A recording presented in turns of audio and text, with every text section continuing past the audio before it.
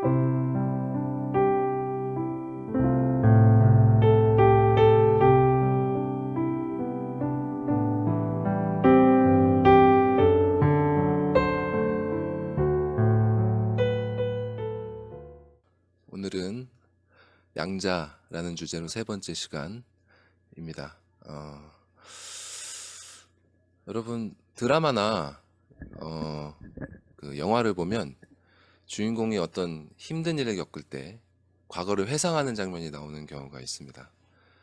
그 과거 행복했던 시절의 추억을 떠올리면서 위로를 얻거나 또 누군가와 했던 어떤 약속이나 또 가르침 같은 것을 떠올리면서 힘을 얻으려는 것이죠. 어느 누구나 가끔씩 이렇게 과거를 떠올리며 위안을 찾을 때가 있습니다. 이것이 너무 지나치면 또 좋지 않지만 인생에서는 이렇게 과거를 떠올리는 일이 필요할 때가 있습니다. 성경도 때때로 우리에게 과거를 기억하라고 명령합니다. 출애굽한 이스라엘에게 하나님께서는 이렇게 말씀하셨습니다. 너는 애굽 땅에서 종되었던 것과 내 하나님 여호와께서 너를 속량하셨음을 기억하라. 신명기 15장 15절 말씀인데요. 우리는 과거를 회상하면서 자신이 어떤 사람인지 그리고 어떤 교훈을 얻었는지를 기억해야 할 필요가 있습니다. 하지만 어쩔 때는 과거를 회상하기보다는 현재에 집중하는 것이 필요할 때도 있습니다. 저는 예전에 비즈니스를 할 때 이런 경험을 많이 했는데요. 이런저런 생각과 그 고민들 때문에 스트레스가 쌓일 때면 그저 머리를 비우고 하고 있는 일에 집중하곤 했습니다. 그러면 더 시간도 잘 가고 스트레스도 조금 가라앉고 그랬죠. 성경도 우리에게 지금 현재에 집중할 것을 명령하십니다. 여러분도 잘 알고 계시는 것처럼 예수님께서는 이렇게 말씀하셨죠. 그러므로 내일 일을 위하여 염려하지 말라. 내일 일은 내일 염려할 것이요 한날의 괴로움은 그날로 족하니라. 또 요한복음에서는 사마리아 여인에게 예배에 대해서 이렇게 가르치실 때 이렇게 말씀하셨습니다. 아버지께 참되게 예배하는 자들은 영과 진리로 예배할 때가 오나니 곧 이때라. 이처럼 예수님께서는 우리에게 지금 현재에 집중할 것을 가르치셨습니다. 많은 사람들이 이렇게 현재에 집중하는 것이 중요하다는 것에 동의하지만 그 이유는 사람마다 상당히 다릅니다. 예를 들어 저희처럼 어린 자녀들을 키우는 분들이 이런 이야기 많이 하시더라고요. 아이들을 키우면서 때때로 너무 힘들 때 이 아이들이 훌쩍 커버린 미래를 생각해 보라는 것입니다. 그러면 지금처럼 거리낌 없이 안아주면서 함께 시간을 보내기 어려운 때가 반드시 온다는 것을 기억하게 된다는 것이죠. 이렇게 미래를 생각할 때 지금 아이와 보내는 현재가 너무나 소중해진다는 뜻입니다. 저도 이렇게 생각하는 그 마음에는 매우 공감을 합니다만 사실 성경에서 그리스도인이 현재에 집중하는 이유는 미래에 상실하게 될 어떤 것을 아쉬워해서가 아닙니다. 그리스도인은 미래에 잃게 될 무엇 때문이 아니라 얻게 될 무엇을 기대하기 때문에 현재에 집중합니다. 이 사실을 기억한다면 아이를 키우면서 어려움에 부딪힐 때뿐만 아니라 삶을 대하는 우리의 자세도 달라지리라 생각합니다. 제가 양자라는 주제로 지금까지 나눈 두 번의 말씀은 사실 과거와 현재에 관한 것이었습니다. 처음에는 하나님의 자녀가 누리는 자유에 대해 다루면서 이것은 세상이 말하는 자유와는 비교할 수 없는 특권임을 말씀드렸죠. 이것은 하나님의 자녀에게 이미 주어진 특권으로서 과거에 해당하는 이야기입니다. 우리는 이것을 기억하고 위로와 힘을 얻어야 합니다. 그리고 두 번째로는 하나님의 자녀가 현재 당하고 있는 고난의 의미에 대해서 말씀드렸습니다. 이 고난은 자유를 얻은 그리스도인이 참으로 하나님의 자녀들임을 증거하는 성령 하나님의 증언입니다. 이렇게 과거를 회상하며 우리에게 주어진 자유를 재확인하고 지금 현재 겪고 있는 고난의 의미를 바르게 해석할 때 우리는 참된 하나님의 자녀로서 이 세상을 살아갈 수 있는 것입니다. 오늘은 마지막으로 미래에 대해서 다룹니다. 오늘 본문에서 사도 바울은 현재 고난을 겪고 있는 하나님의 자녀가 과연 무엇을 바라보며 살아가야 하는지에 대해 가르치고 있습니다. 여러분은 지금 무엇을 바라보고 살고 계십니까? 무슨 생각을 하며 하루하루를 보내고 계십니까? 여러분이 요즘 머릿속에 떠올리는 그림은 무엇입니까? 여러분의 생각을 돌이켜보시고 오늘 말씀을 들으시면서 본문이 보여주는 그림과 여러분의 그림을 비교해 보시기 바랍니다. 그럼 여러분 옆에 성경 본문, 오늘 본문 말씀 로마서 8장 18절부터 말씀을 펼쳐 놓으시고 함께 말씀을 읽어가면서 성경에 보여주는 그 그림이 무엇인지 살펴보도록 하겠습니다.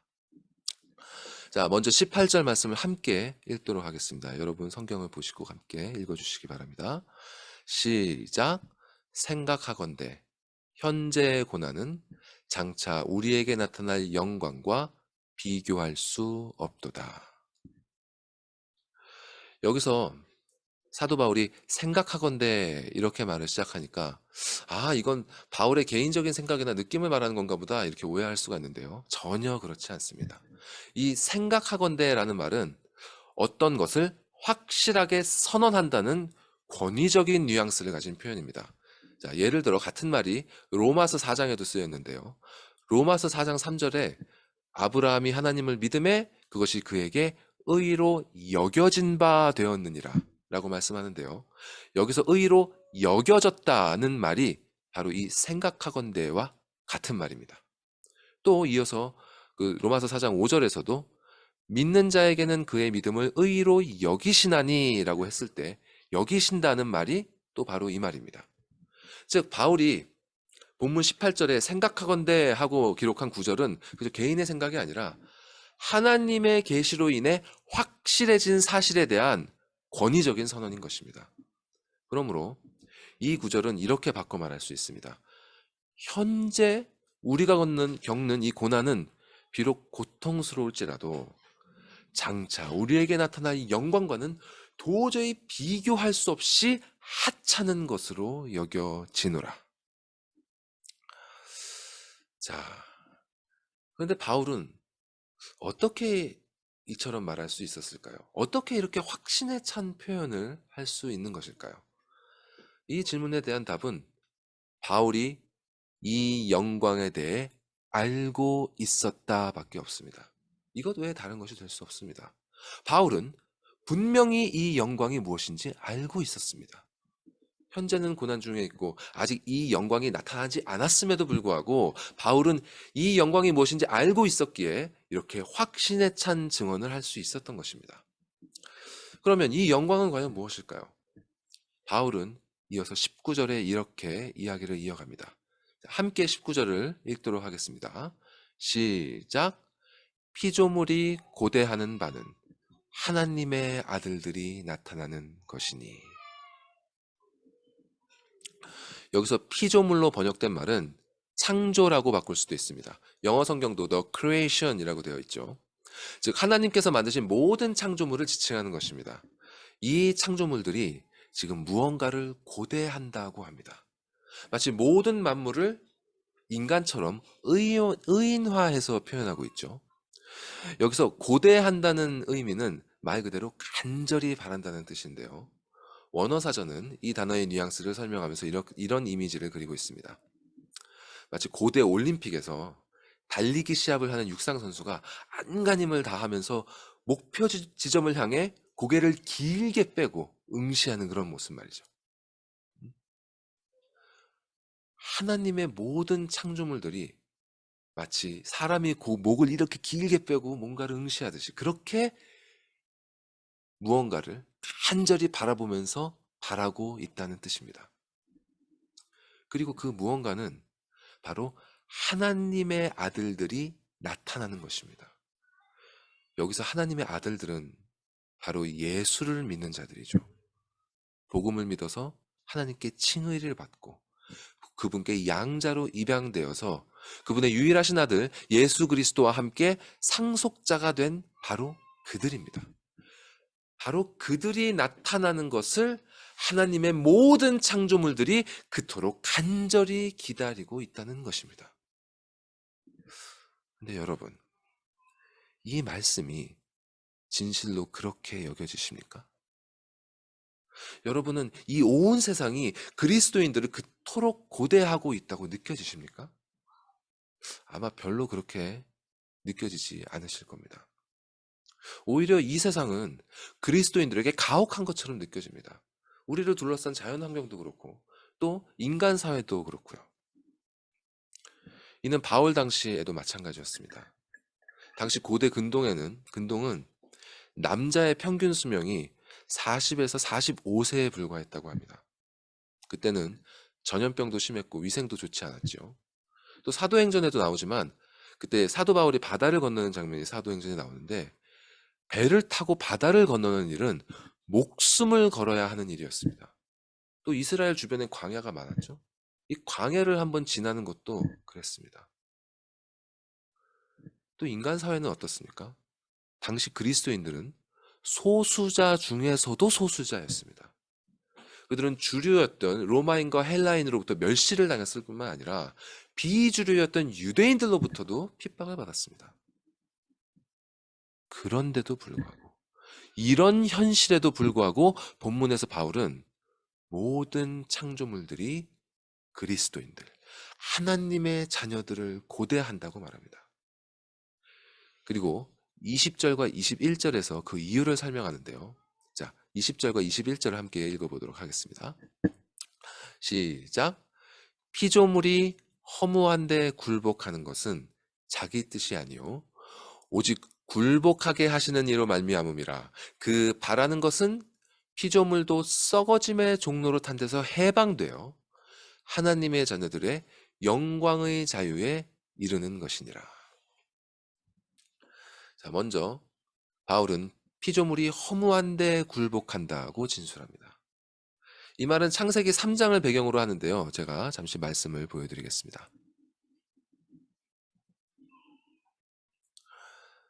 제가 말씀을 읽어드리겠습니다. 창세기 3장 17절에서 19절 말씀인데요. 아담에게 이르시되 내가 내 아내의 말을 듣고 내가 네게 먹지 말라 한 나무의 열매를 먹었은즉 땅은 너로 말미암아 저주를 받고 너는 네 평생에 수고하여야 그 소산을 먹으리라. 땅이 내게 가시덤불과 엉겅퀴를 낼 것이라. 내가 먹을 것은 밭의 채소인즉 내가 흙으로 돌아갈 때까지 얼굴에 땀을 흘려야 먹을 것을 먹으리니 네가 그것에서 취함을 입었음이라. 너는 흙이니 흙으로 돌아갈 것이니라 하시니라. 흙은 결국 흙으로 돌아갑니다. 인생은 허무한 것입니다. 자, 17절에 보시면 땅은 너로 말미암아 저주를 받고 라고 기록하고 있습니다. 땅이 저주를 받는 이유는 아담의 죄 때문이죠. 이 사람의 죄 때문에 땅으로 상징된 하나님의 모든 창조물들이 저주를 받은 것입니다. 인간만이 아니라 인간을 제외한 모든 만물도 하나님께서 창조하신 본래의 모습을 잃어버리고 죄와 사망의 권세 아래 놓이고 말았습니다. 이렇게 만물이 저주를 받았다고 할 때 우리는 이것을 그저 우리 주변에 펼쳐진 자연환경이 저주를 받은 것 정도로 생각해서는 안 됩니다. 만물이 받은 저주는 곧바로 그 저주를 초래한 인간에게 영향을 미친다고 창세기는 말씀합니다. 이제 인간은 평생에 수고하여야 입에 겨우 풀칠을 하게 됩니다. 원래 인간에게 호의적이었던 이 자연은 이제 적대적으로 변했습니다. 땅은 인간에게 먹을 수 있는 채소나 곡식이 아니라 상처를 입히고 피를 흘리게 하는 가시덤불과 엉겅퀴를 냅니다. 이제 인간은 그가 지탱하고 서 있는 이 땅으로부터 초래된 온갖 어려움과 고통을 극복해야만 하는 것입니다. 이 저주는 여기서 묘사되고 있는 농경에만 국한되는 것이 아니라 인간이 생존을 위해 일하는 모든 일터에 내린 것입니다. 사람이 하는 일 자체에서 또 이를 둘러싼 환경에서 심지어 함께 일하는 사람들과의 관계에서 이런 데서 발생하는 그 모든 문제가 바로 이 저주에서 비롯된 것입니다. 이런 어려움들을 이기고 사람이 얼마간의 소산을 얻는다고 해도 그것으로 끝이 아닙니다. 이 소산은 영원한 것이 아니기에 사람은 또 다른 소산을 얻기 위한 투쟁을 계속해야 합니다. 그리고 이 투쟁은 흙에서 온 육신이 허무하게 다시 흙으로 돌아갈 때까지 지속됩니다. 이것이 바로 오늘 본문 20절에서 피조물이 허무한데 굴복한다는 말씀의 뜻입니다. 21절에서는 이와 동일한 의미로 피조물이 썩어짐의 종로로 탄다고 표현하고 있습니다. 즉 여기서 말하는 허무는 생명과 창조의 반대인 죽음과 소멸을 의미하는 것입니다. 그런데 이렇게 피조물이 허무한데 굴복하는 것은 자기 뜻이 아니요 오직 굴복하게 하시는 이로 말미암음이라고 말씀합니다. 여기서 한글 성경은 굴복시키는 이란 말을 한국식으로 굴복하게 하시는 이라는 존댓말을 써서 이분이 하나님이심을 가리키고 있는데요. 이는 정확한 해석입니다. 피조물이 허무한데 굴복하는 것은 1차적으로는 아담의 죄 때문이지만 이는 아담에게 무슨 힘이 있어서 그가 피조물을 이렇게 굴복시킨 것이 아닙니다. 또한 아담이 지은 죄가 가진 어떤 권세 때문에 피조물이 굴복된 것도 아닙니다. 피조물이 허무한데 굴복된 것은 바로 아담의 죄에 대한 하나님의 심판 때문인 것입니다. 그런데 이어지는 21절은 피조물이 썩어짐의 종로를 탄 데서 해방되는 것을 바란다고 진술하고 있습니다. 자, 하나님께서 심판하셨는데 그 심판 아래에 있는 피조물들이 해방되는 것을 바란다고 합니다. 아니, 피조물은 무엇을 근거로 해방되는 것을 바랄 수 있을까요? 하나님의 심판하심으로 말미암아 썩어짐의 종로로 타게 되었는데 무엇 때문에 피조물은 해방되는 것을 바랄 수 있는 것입니까? 자, 본문 말씀을 먼저 보여드리겠습니다.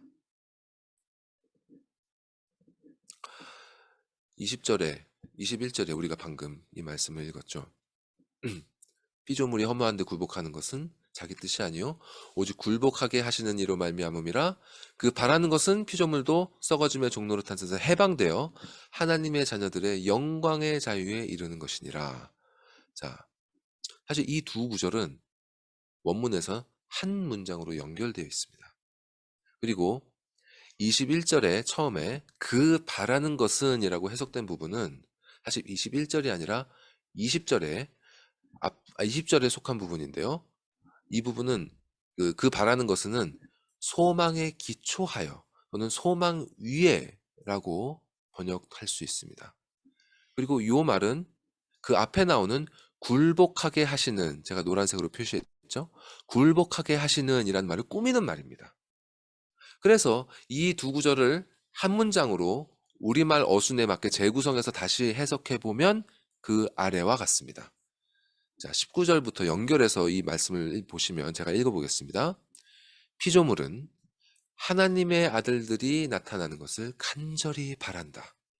왜냐하면 피조물이 허무한데 굴복된 것은 자발적인 자기의 뜻이 아니요 피조물이 썩어짐의 종노릇으로부터 하나님의 자녀들의 영광의 자유로 해방되리라는 그 소망에 기초하여 피조물을 굴복시키시는 오직 그분 때문이다.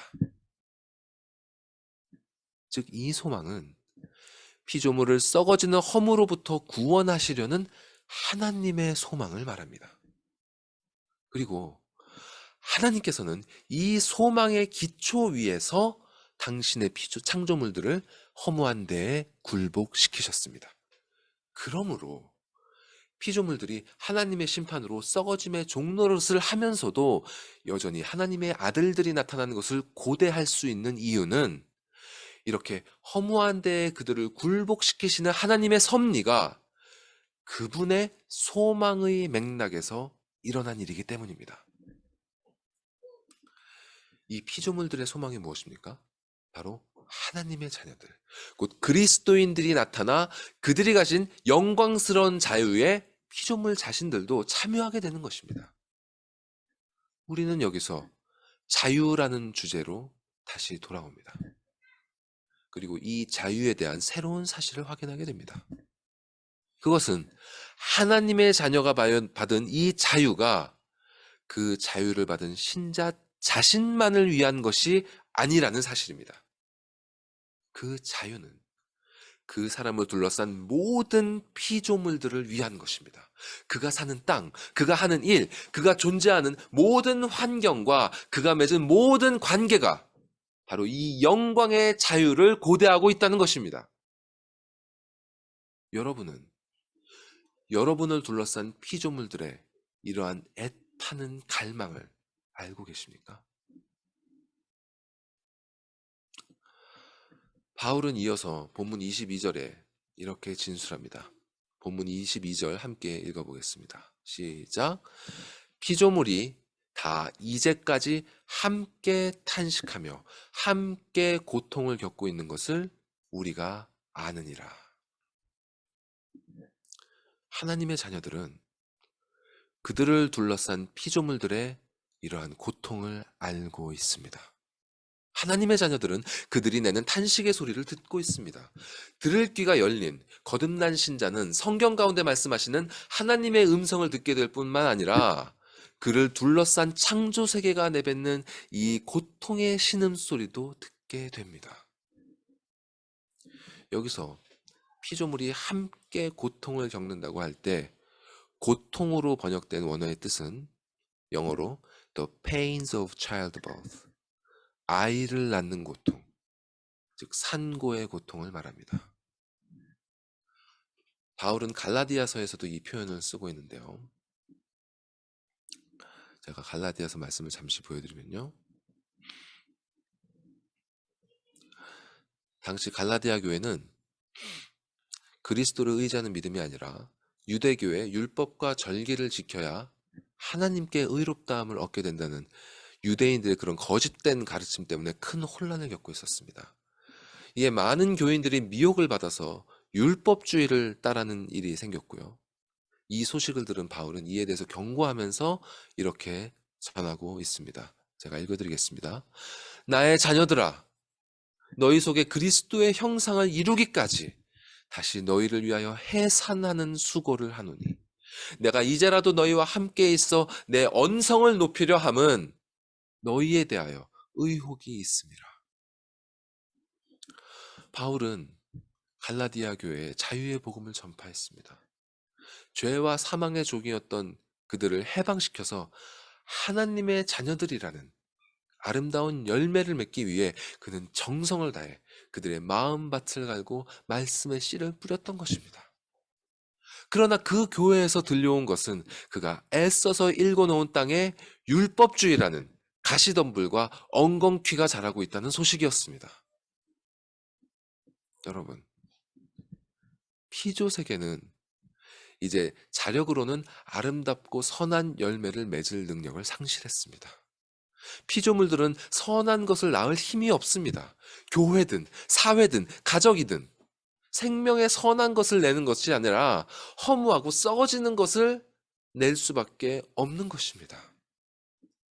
그리고 이 피조물들도 이 사실을 고통스러워합니다. 피조물들도 산고의 고통 가운데 탄식합니다. 내고 싶으나 그 선한 것을 낳고 싶으나 낳을 힘이 없는 것입니다. 타락한 아담이 밭에서 수고롭게 경작을 하며 고통을 겪은 것처럼 우리들의 일터에도 수고와 고달픔의 신음이 있습니다. 아담의 가정에서도 산고의 고통을 겪으며 낳은 형제들 가운데 살인의 비극이 일어난 것처럼 우리들의 가정에도 서로의 마음처럼 되지 않는 그런 온갖 일들 가운데 탄식이 있습니다. 바울이 자신의 수고에 따른 정당한 대가도 받지 않으면서 자비량으로 온 힘을 다해 말씀의 씨를 뿌렸음에도 그는 그가 씨를 뿌린 밭에서 가라지가 창궐하고 있다는 소식을 듣고 마는 것입니다. 이것이 바로 우리가 사는 세상의 현 주소입니다. 사도 바울의 말씀을 기억하십시오. 피조물이 다 이제까지 함께 탄식하며 함께 산고의 고통을 겪고 있는 것을 우리가 아느니라. 우리는 이것을 알아야 합니다. 우리는 이 사실을 진실로 인정해야 합니다. 그리고 이렇게 탄식하며 산고의 고통을 겪는 것은 이 세상만이 아니라 하나님의 자녀된 그리스도인들도 마찬가지입니다. 23절 말씀을 보십시오. 본문 23절 말씀 같이 읽겠습니다. 시작. 그뿐 아니라 또한 우리 곧 성령의 처음 익은 열매를 받은 우리까지도 속으로 탄식하여 양자 될 것 곧 우리 몸의 속량을 기다리느니라. 그리스도인들 역시 속으로 탄식합니다. 이미 이전 설교에서 나눈 것처럼 우리 안에는 여전히 죄와 사망의 법을 따르려는 육신이 있습니다. 이 육신은 끊임없이 성령을 따르려는 우리의 새 생명과 싸워서 죄의 법 아래에 우리를 굴복시키려고 합니다. 그래서 사도 바울이 오호라 나는 곤고한 사람이로다 이 사망의 몸에서 누가 나를 건져내라 이렇게 탄식을 하는 것처럼 하나님의 자녀가 된 자들도 이 치열한 싸움 속에서 속으로 탄식하고 있는 것입니다. 이러한 탄식은 우리가 정말 구원을 받을 수 있을까? 이것을 이렇게 구원 여부를 불안해하며 걱정하는 데서 오는 그런 탄식이 아니죠. 하나님의 자녀에게 구원은 의심의 여지가 없습니다. 단지 하나님의 구원이 완전히 이루어지기 전에 그가 맞닥뜨려야만 하는 그런 고난들과 또 그 고난의 과정 속에서 겪어내야 할 우리 자신의 불완전함이 우리로 하여금 이렇게 탄식하도록 만드는 것입니다. 그러나 하나님의 자녀들은 그저 탄식하는 자리에 머무르지 않습니다. 23절에서는 그리스도인들을 가리켜 성령의 처음 익은 열매를 받은 우리 이렇게 표현하고 있는데요. 이 열매는 다름 아닌 거듭난 신자에게 주신 새 생명을 의미합니다. 그들에게 주신 새 영이죠. 이것을 처음이라고 부른다는 것은 곧 그 뒤에 이어지는 다른 열매들이 있다는 뜻입니다. 첫 열매는 끝이 아닙니다. 이것은 마치 그 집을 사는 것에 비유할 수 있습니다. 자, 바울은 고린도전서에서 신자의 몸을 성령의 전이라고 불렀는데요. 이는 성령께서 신자를 당신의 집으로 삼으셨다는 말입니다. 이를 위해서 성령 하나님은 그들에게 첫 열매인 새 생명을 주셨는데 이는 성령님의 다운 페이먼트, 곧 계약금이라고 볼 수 있습니다. 이제 그분은 신자에게 그분의 뜻대로 두 번째 열매, 세 번째 열매, 네 번째 열매 이렇게 열매들을 주사 당신의 자녀가 당신이 머무시기에 합당한 정결하고 거룩한 곳이 되도록 변화시켜 가실 것입니다.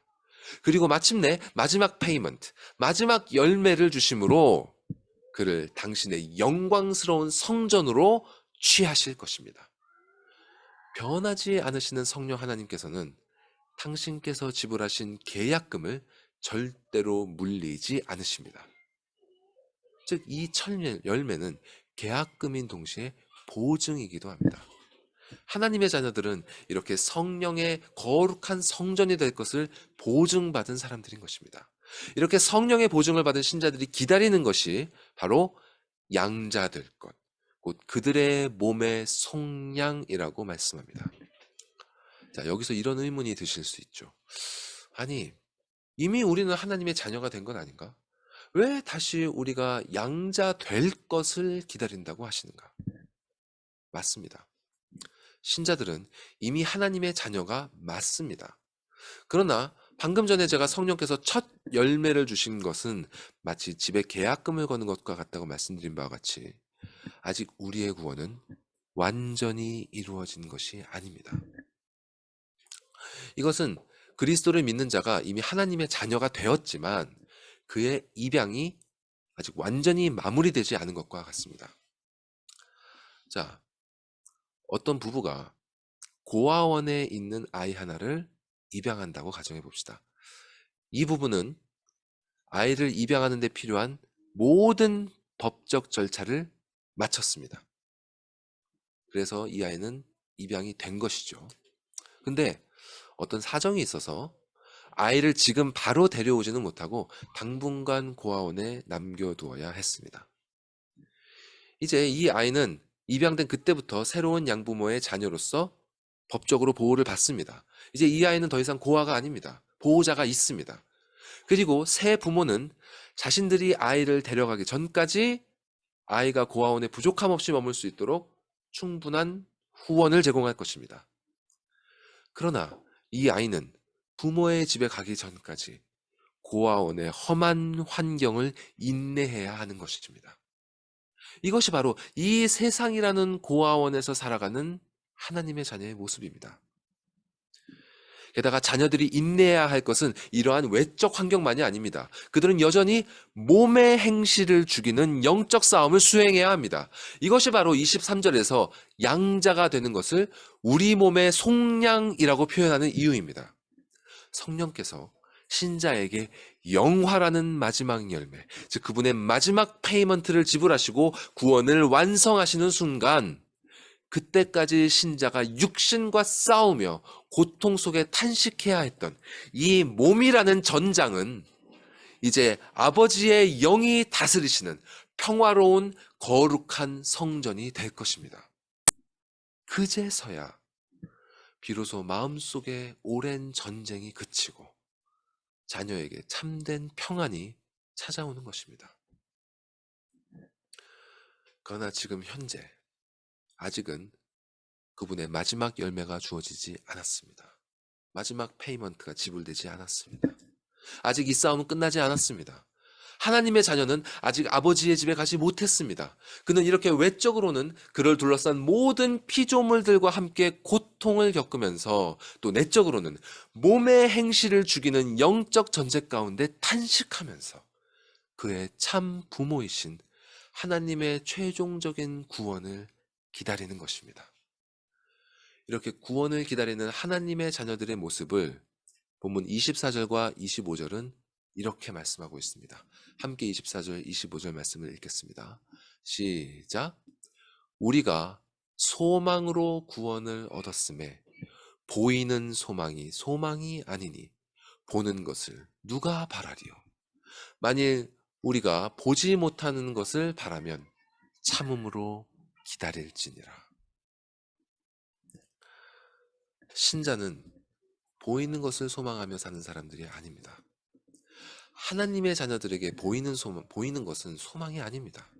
그들에게 이 세상에 보이는 모든 것들은 그저 썩어져 버릴 허무한 것에 지나지 않습니다. 그렇다고 그들이 보이는 것들을 무시하는 것은 절대로 아닙니다. 보이는 모든 것들은 하나님께서 창조하시고 그들에게 맡기신 피조물들입니다. 그들은 이 피조물들과 함께 탄식하며 함께 산고의 고통을 겪으면서 그것들이 고대하는 하나님의 자녀의 모습으로 점차 나타납니다. 이것이 바로 그리스도께서 이 땅에서 사신 모습입니다. 이렇게 하나님의 자녀들은 그들을 앞서가신 예수 그리스도의 뒤를 따라가는 것입니다. 그분의 뒤를 따르면서 그들은 그들 주위에 보이는 것들이 아니라 그들이 지금 보지 못하는 것을 소망하며 살아갑니다. 바울은 이렇게 그들이 보지 못하는 것에 대해 고린도후서 4장 18절에서 이렇게 말씀합니다. 우리가 주목하는 것은 보이는 것이 아니요 보이지 않는 것이니 보이는 것은 잠깐이요 보이지 않는 것은 영원함이라. 보이지 않는 것은 결국 썩어져서 없어질 것이 아니라 영원한 것입니다. 이 보이지 않는 영원한 것에 대해서 히브리서 11장은 이렇게 말씀하고 있습니다. 믿음은 바라는 것들의 실상이요 보이지 않는 것들의 증거니 선진들이 이로써 증거를 얻었느니라. 보이지 않는 것들의 증거는 선진들, 곧 우리 믿음의 조상들이 가졌던 바로 그 믿음이라고 히브리서는 말씀합니다. 그리고 이어서 신앙의 이 선진들의 예가 나열되는데요. 이 장에서 나열되는 그 아벨, 에녹, 노아, 아브라함 이런 선진들은 그들이 볼 수 없었던 곧 미래에 이루어질 하나님의 약속을 믿었습니다. 이들은 하나님의 약속을 말씀으로 받았지만 그 대부분의 약속들이 그들의 생전에는 이루어지지 않는 것들이었습니다. 그래서 그들은 그 실체를 볼 수 없었습니다. 그럼에도 불구하고 그들은 그 약속을 믿음으로 기다리며 살아갔습니다. 왜냐하면 풀은 마르고 꽃은 시드나 우리 하나님의 말씀은 영원히 서기 때문입니다. 하나님의 말씀은 1.1획도 이루어지지 않는 것이 없습니다. 그것이 바로 1600년에 걸쳐 쓰여진 이 성경이 증거하고 있는 것이며 이 말씀을 따라 살아갔던 수많은 믿음의 선조들이 증언하는 바입니다. 하나님의 참된 자녀들은 이렇게 아버지의 말씀 가운데 주어진 그분의 보이지 않는 약속을 소망하며 살아가는 자들입니다. 그러면 우리에게 주어진 하나님의 보이지 않는 약속은 무엇일까요?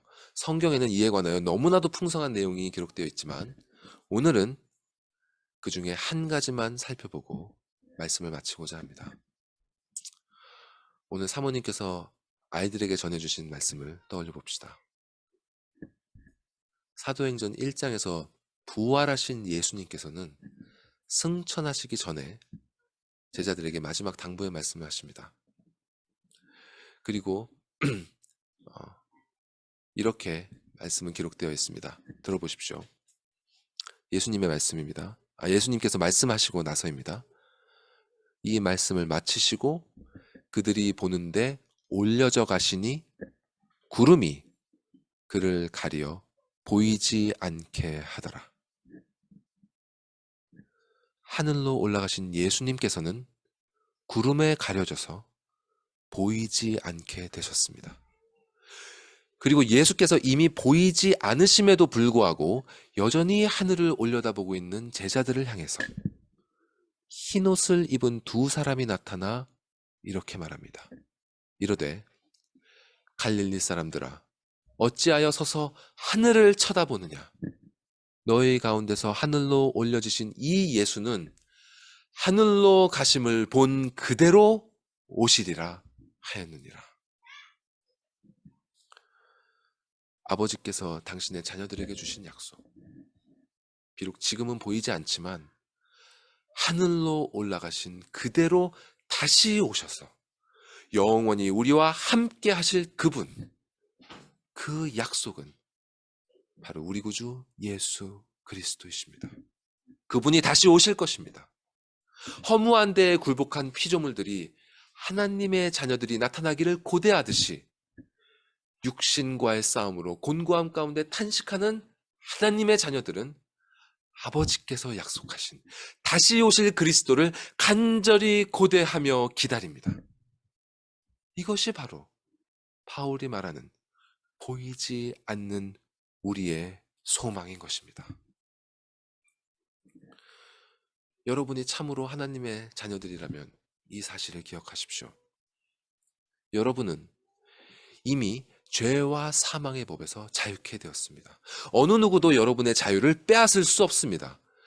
지금 현재 여러분이 겪고 계신 고난은 여러분이 참된 하나님의 자녀임을 증거하시는 성령님의 증언입니다. 썩어짐의 종노릇을 하는 이 세상에서 가시덤불과 엉겅퀴에 찔리는 일은 피할 수 없습니다. 만약 여러분의 현실이 너무 편안하시다면 여러분의 말씀에서 말씀하시는 이 현실과 여러분의 생각을 비교해 보십시오. 여러분이 바르게 세상을 보고 있는지 다시 살펴보십시오. 이 세상은 가시덤불과 엉겅퀴가 나는 세상입니다. 그 가운데 조금의 기쁨이 있을 수도 있습니다. 하지만 보이는 것들은 모두 썩어질 것들일 뿐입니다.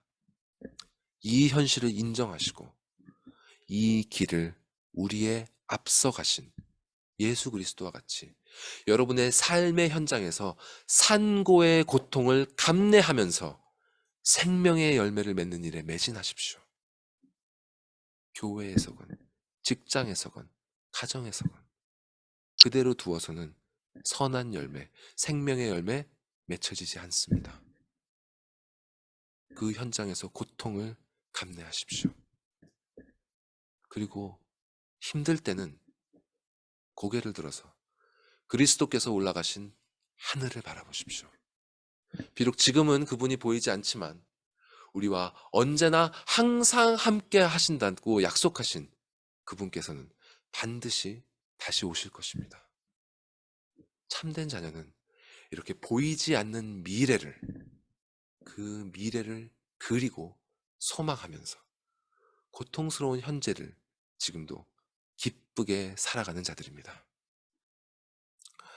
만일 여러분이 아직 하나님의 자녀가 아니라면 그리스도를 믿으시고 이 보이지 않는 소망의 복을 누리시길 간절히 바랍니다. 보이는 모든 것들은 썩어지고 소멸될 헛되고 헛된 것들입니다. 보이는 것들은 우리가 소망할 대상이 아니라 함께 탄식하고 함께 산고의 고통을 겪으면서 생명의 열매를 맺도록 돌봐야 할 대상입니다. 부디 보이는 것들을 소망하지 마시고 보이지 않는 것에 소망을 두십시오. 그곳에 둔 소망은 썩지 않습니다. 보이지 않는 미래의 주인은 오직 한 분, 하나님이십니다. 아버지의 아들이신 그리스도를 믿고 의지하면 여러분도 그분과 함께 상속자가 되어서 현재의 고난과는 비교할 수 없는 그 영광을 상속받게 될 것입니다. 그리스도를 믿으시고 그리스도를 여러분의 소망으로 삼으십시오. 기도하시겠습니다.